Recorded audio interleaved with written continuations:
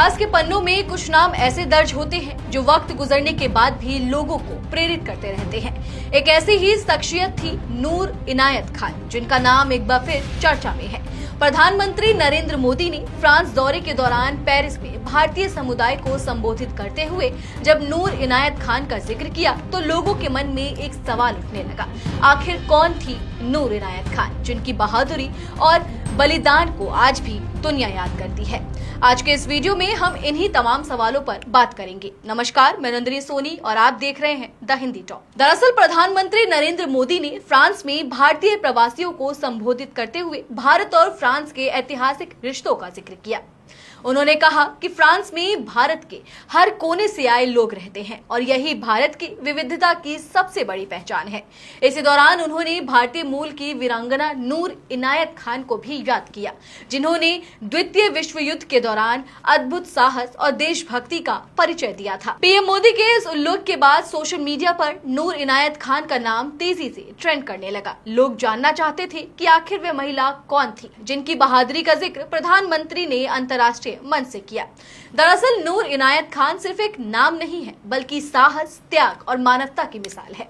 उनकी कहानी उस दौर से जुड़ी है जब पूरी दुनिया द्वितीय विश्व युद्ध की आग में झुलस रही थी और नाजी जर्मनी यूरोप के बड़े हिस्से पर कब्जा जमा चुका था। नूर इनायत खान का जन्म ऐसे परिवार में हुआ था जिसकी जड़ें भारत की सूफी परंपरा से जुड़ी थी। उनके पिता भारतीय मूल के थे और एक प्रसिद्ध सूफी विचारक माने जाते थे, जबकि उनकी मां अमेरिकी थी। बचपन से ही नूर का स्वभाव बेहद शांत, संवेदनशील और मानवीय मूल्यों से प्रेरित था। शायद ही किसी ने सोचा होगा कि यही शांत स्वभाव की लड़की आगे चलकर इतिहास के सबसे बहादुर महिला जासूसों में गिनी जाएगी। युवा होने पर नूर ब्रिटेन पहुंची और वहां उन्होंने महिला सहायक इकाई में काम करना शुरू किया।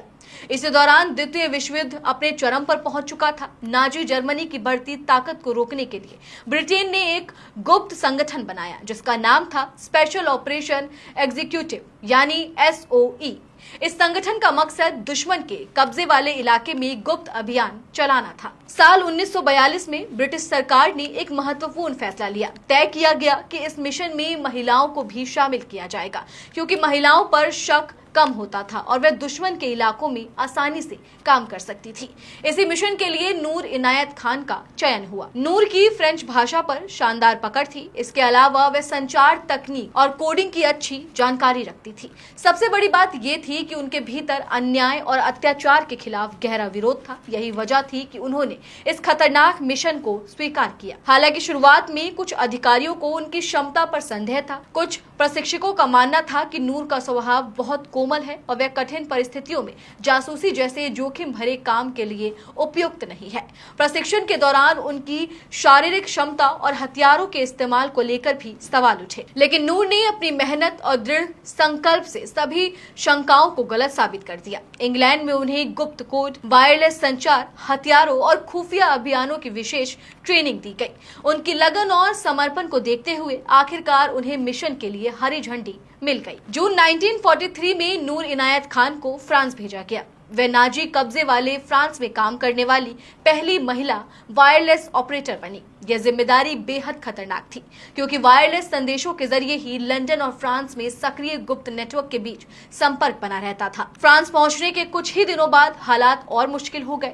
जर्मन सेना ने ब्रिटिश नेटवर्क में घुसपैठ कर दी और कई एजेंट गिरफ्तार कर लिए गए। पूरा नेटवर्क लगभग खत्म हो गया। ऐसे समय में नूर ही एकमात्र वायरलेस ऑपरेटर बची जो लंदन तक सूचनाएं पहुंचा रही थी। ब्रिटिश अधिकारियों ने उन्हें तुरंत वापस लौटने की सलाह दी, क्योंकि उनका पकड़ा जाना लगभग तय माना जा रहा था। लेकिन नूर ने फ्रांस छोड़ने से इनकार कर दिया। उनका मानना था कि संकट के समय मिशन छोड़कर भागना उनके कर्तव्य के खिलाफ होगा। उन्होंने लगातार जोखिम उठाकर अपना काम जारी रखा। हर दिन उनके सामने गिरफ्तारी का खतरा मंडराता रहा, लेकिन उन्होंने हार नहीं मानी। आखिरकार अक्टूबर 1943 में जर्मन सेना ने उन्हें गिरफ्तार कर लिया। गिरफ्तारी के बाद उन पर लगातार दबाव बनाया गया। उनसे उनके साथियों, मिशन और गुप्त नेटवर्क के बारे में जानकारी हासिल करने की कोशिश की गई, लेकिन नूर ने किसी भी कीमत पर अपने साथियों के बारे में कुछ नहीं बताया। इतिहास बताता है कि गिरफ्तारी के बाद उन्हें बेहद कठोर यातनाएं दी गई। उन्हें बार बार पूछताछ के लिए ले जाया गया, मानसिक और शारीरिक प्रताड़ना दी गई, लेकिन उनके हौसले नहीं टूटे। यहाँ तक कि उन्होंने कैद से भागने की कोशिश भी की, लेकिन दोबारा पकड़ ली गई। इसके बाद उन्हें जर्मनी की एक कुख्यात जेल में भेज दिया गया, जहां करीब 10 महीनों तक उन्हें अमानवीय यातनाएं सहनी पड़ी।